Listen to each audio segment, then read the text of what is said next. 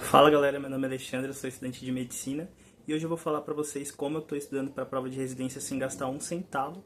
Vou falar também o que eu vou prestar para a prova de residência, vou falar sobre as minhas expectativas, qual que é o meu planejamento, quero passar direto, não quero passar direto, não sei, quero primeiro fazer plantão. Vou falar com vocês sobre isso daí, então se inscreve no canal, ativa o sino de notificações e me segue no Insta, tá gente, que eu posto muita coisa da faculdade, tô no internato.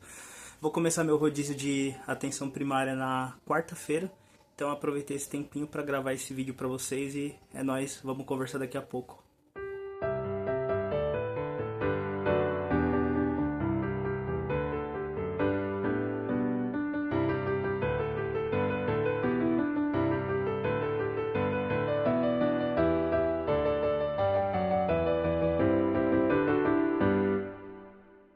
Bom, vamos ser bem redundante, então começando do começo, quem me acompanha de muito tempo no canal sabia que eu queria neurocirurgia. Eu fiz estágio, fiz parte da gestão e eu achei bem legal.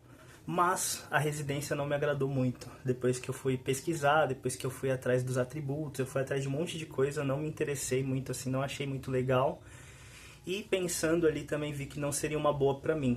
Então acabei deixando em aberto isso daí, falei, vamos ver, deixa pro final da faculdade, eu vou decidindo isso daí no internato, talvez eu defino. Só que eu acabei conhecendo a oncologia, e na oncologia eu acabei me identificando, principalmente entrei na liga, tudo, fiz estágio, não modifiquei assim a minha perspectiva em relação dos estágios, pesquisei a residência. Também gostei muito, assim, eu achei bem interessante as opções, tudo, os editais, e me interessei em oncologia e até o momento é isso.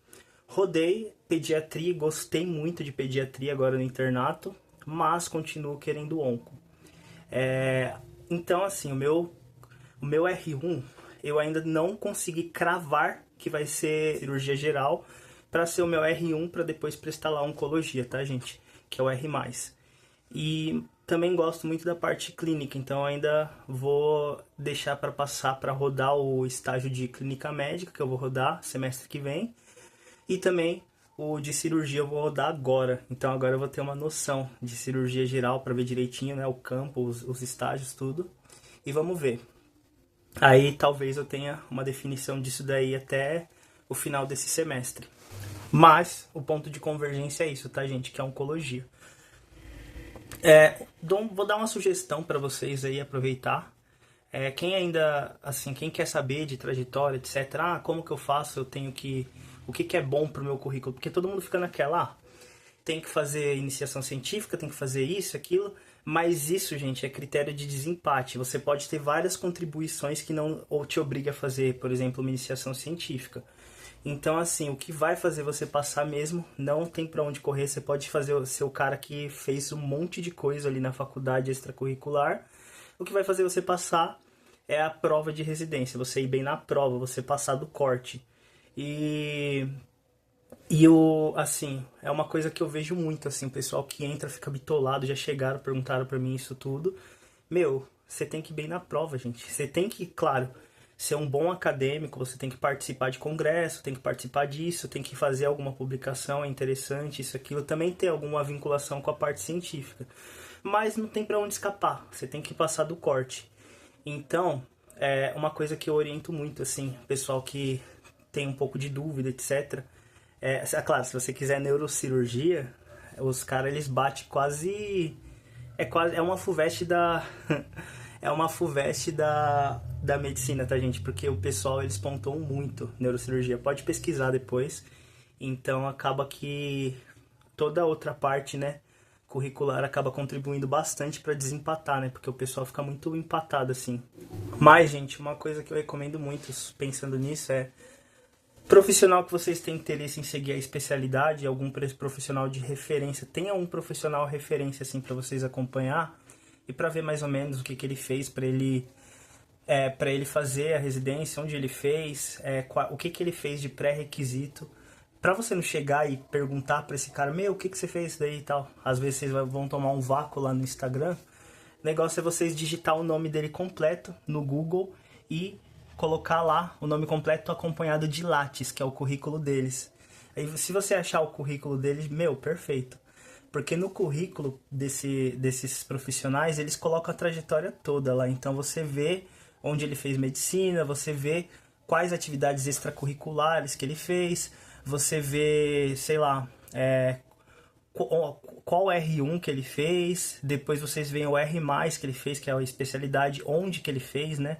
Então, sei lá, você vê a escola se é uma escola de referência, isso, aquilo, e vocês veem tudo, vocês veem as contribuições científicas que esse profissional fez, então se ele fez IC, se ele fez alguma publicação, etc, de artigo mesmo, ou de capítulo. Então, meu, aproveita. Eu fiz tudo isso durante a graduação e principalmente depois que eu defini de fato que eu queria oncologia. Eu também fiz para neurocir, mas depois que eu descartei, eu acabei indo atrás de um profissional que eu gostei muito e peguei o currículo dele e dei print, tá, gente? Não tenho vergonha de fazer isso. Dá print lá de tudo. Print, print, print.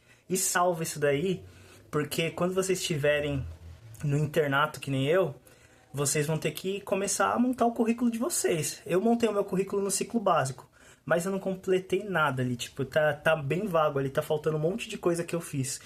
Então, assim, algum momento que eu tiver sem nada pra fazer, que eu tiver completamente ocioso, talvez quando eu entrar nas férias, eu não sei, eu vou preencher aquilo tudo. Então eu vou colocar tudo que eu fiz até o momento dentro da medicina, eu vou colocar ali para servir como currículo para mim. Então é uma coisa que vale a pena vocês fazerem, tá, gente? Essa era uma dica.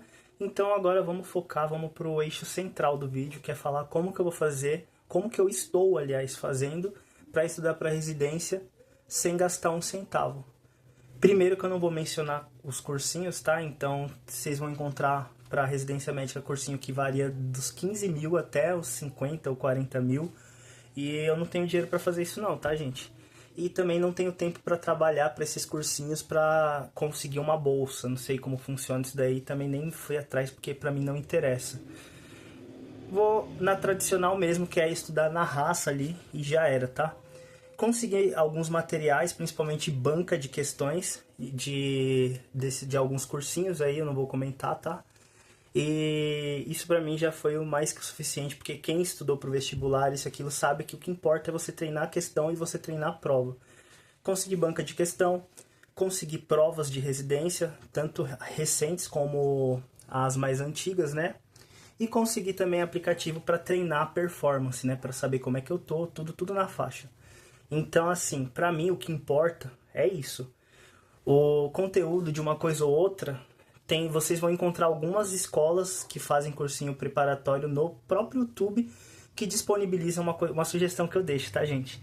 Eu fazia isso quando eu estudava pro vestibular e não tinha como pagar o cursinho na época, teve uma época que eu fiquei desempregado, tudo, e não tinha como pagar, mas teve uma época também que eu tava trabalhando e, assim, pegava uns cursinhos mais acessíveis.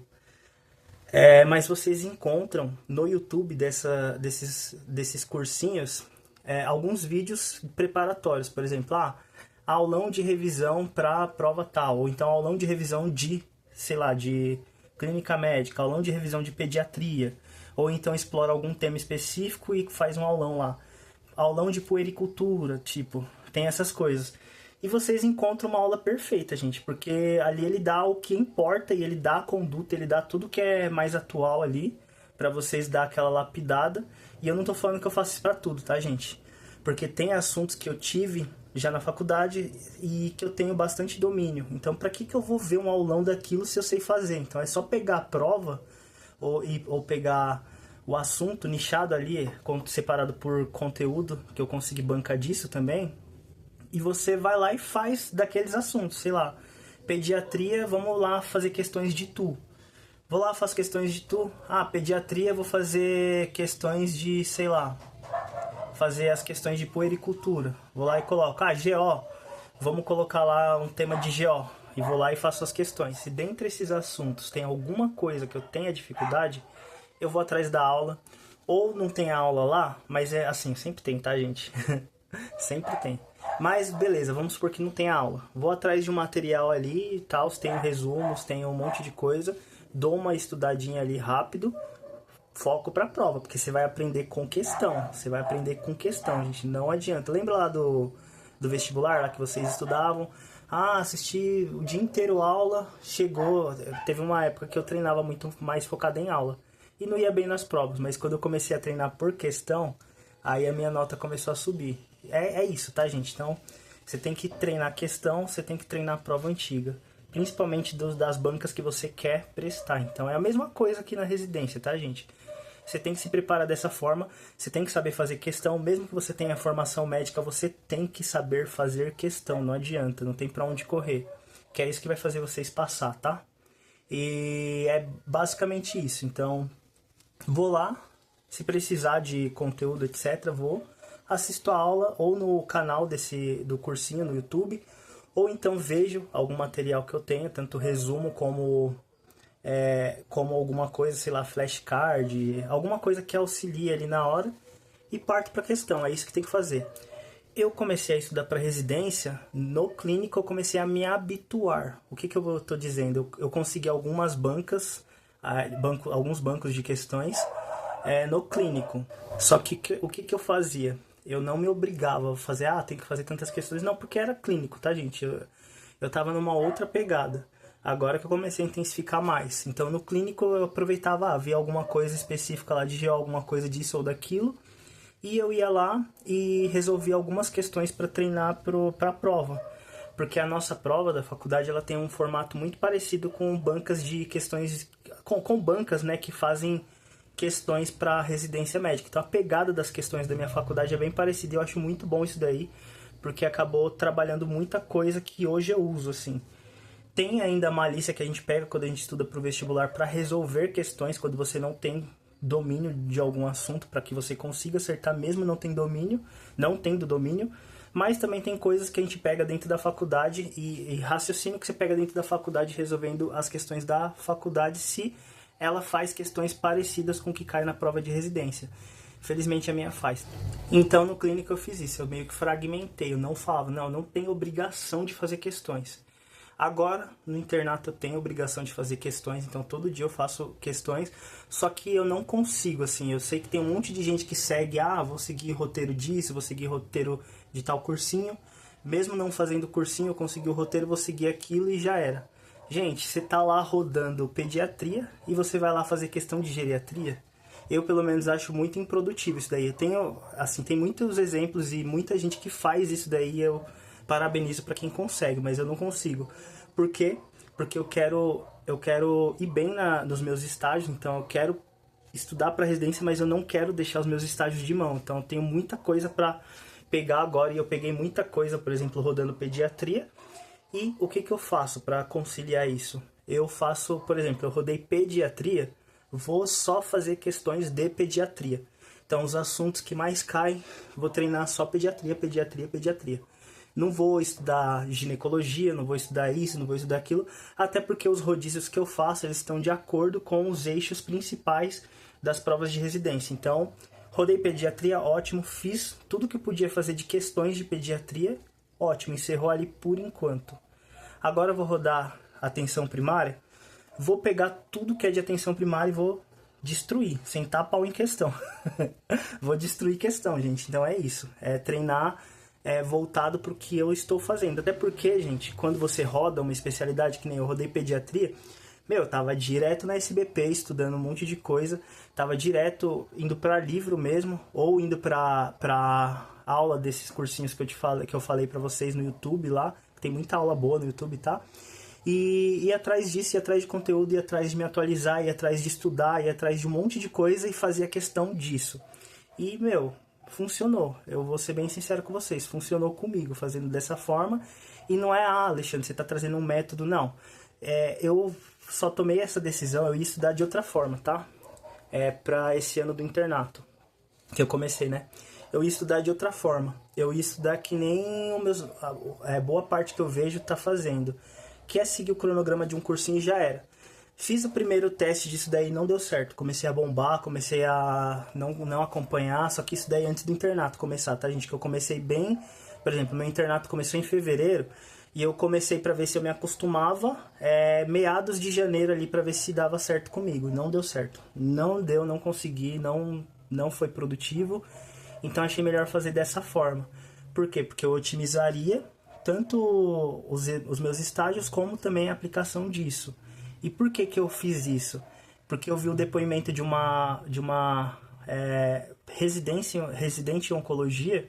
Eu tava vendo vários vídeos de gente que passou já na prova de residência para ver qual dica que eles davam. E essa eu achei maravilhoso, porque eu acho que o vídeo foi pra mim mesmo. E ela falava tudo tal que ela passou na residência.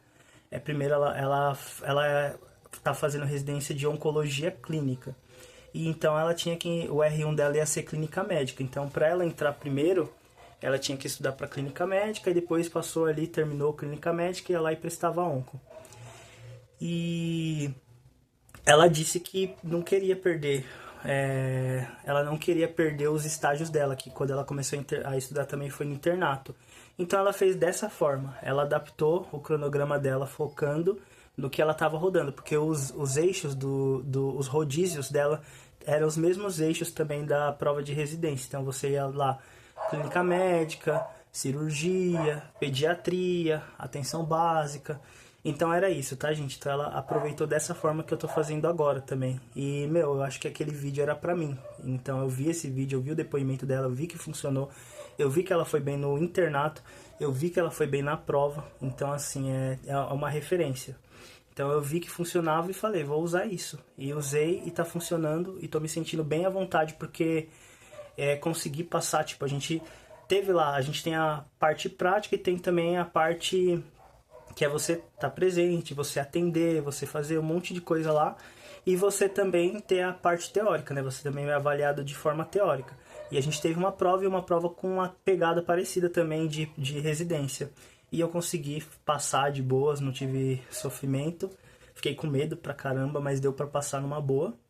E fechei o estágio de pediatria, é isso. E vi que funciona, tanto pra ir bem, pra conseguir me interessar e ir bem nas áreas que eu tô rodando, como também pra chegar na prova e caiu lá as questões que eu tenho que fazer daquela área, conseguir detonar, conseguir ter um percentual de acerto dentro daquela área bom, que no agregado isso daí vai dar um bom resultado para mim, para que eu consiga passar do corte e de boas ir para uma segunda fase, ou então passar para análise curricular, etc.